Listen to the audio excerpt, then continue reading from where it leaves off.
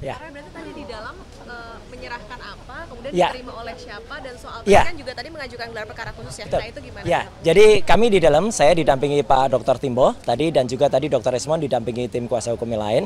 Kami menyerahkan nama-nama yang kemarin sudah disampaikan oleh Kabid Humas Polda Metro Jaya, Pak Budi, dan juga oleh Ditreskrim Polda Metro Jaya, Pak Iman Imanuddin, bahwa kami memang mengajukan beberapa ahli dan juga beberapa saksi tambahan.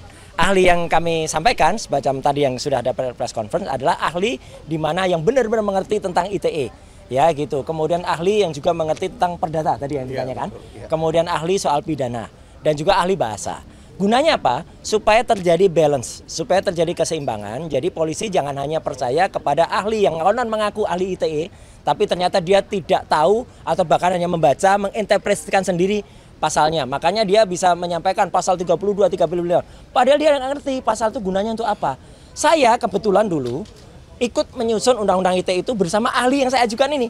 Ahli yang saya ajukan ini adalah dulu menjabat sebagai staf ahli di Kementerian Komdiji, ya dulu Kominfo namanya. Dan dia udah puluhan tahun di pemerintahan.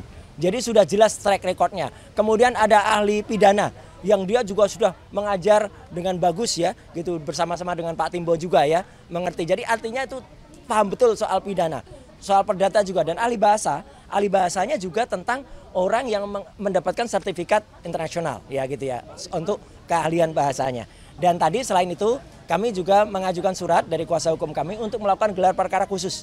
Apalagi ini sudah level penyidikan ya, dan supaya itu dilakukan. Kalau gelar perkara khusus semua akan terbuka.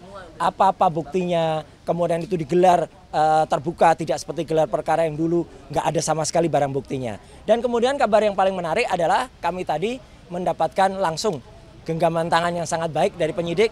Pak Roy, sampai jumpa sekali saja minggu depan. Jadi sudah nggak 2 kali lagi.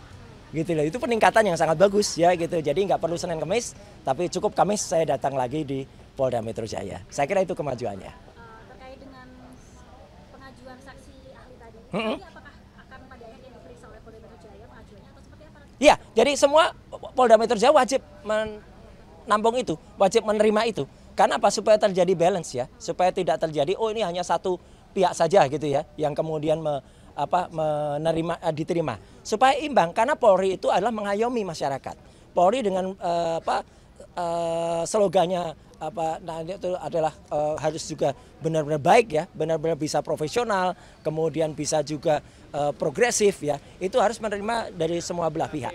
Dan makanya kami berterima kasih juga, jangan lupa kami juga berterima kasih kepada semua pihak yang sudah ikut membantu memikirkan, membantu membersamai tim percepatan Komisi Reformasi Polri ya, Prof. Jimli, Prof. Mahfud ya, dengan meskipun dengan statement-statement lapasnya kita sudah tahu lah arahnya kemana ya gitu. Juga Pak Susno Duaji, Prof. Komarudin Hidayat ya, Ketua Dewan Pers ya. Kemudian ada juga mantan dulu pejabat di kepolisian ya, mantan Wakapolri ya gitu, Pak Ugroseno, itu juga memberikan pandangan-pandangan yang sangat bagus. Jadi kami berterima kasih semua pihak ya, semua pihak kami apresiasi, terutama juga media yang sudah ikut membersama ini. Dan kepada semua masyarakat ya saya pesan, kalau Anda tahu ya jangan Anda diam saja ya, jangan fura-fura tidak tahu apa-apa ya. Fura-fura tidak tahu apa-apa itu ini, nah ini namanya fura-fura tidak tahu apa-apa alias fu-fu-fa-fa itu.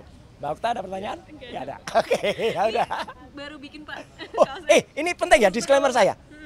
Kaos-kaos ini tidak pernah saya bikin sendiri, tidak pernah saya produksi. Ini semua kiriman dari masyarakat, demi Allah. Ya ini kiriman dari masyarakat, dan nanti coba lihat di YouTube-nya masing-masing. Entah di YouTube iNews, entah di YouTube Kompas, entah di YouTube TV-TV yang lain. Pasti ada komentar, pengen kaos yang dipakai Roy Suryo, ya hubungi saya. Dia jualan kaos, nggak apa-apa. Ya gitu, jadi jangan fura-fura nggak tahu apa-apa, kalau ngerti speak up. Gitu ya. Oke, terima kasih. Terima kasih. Terima kasih.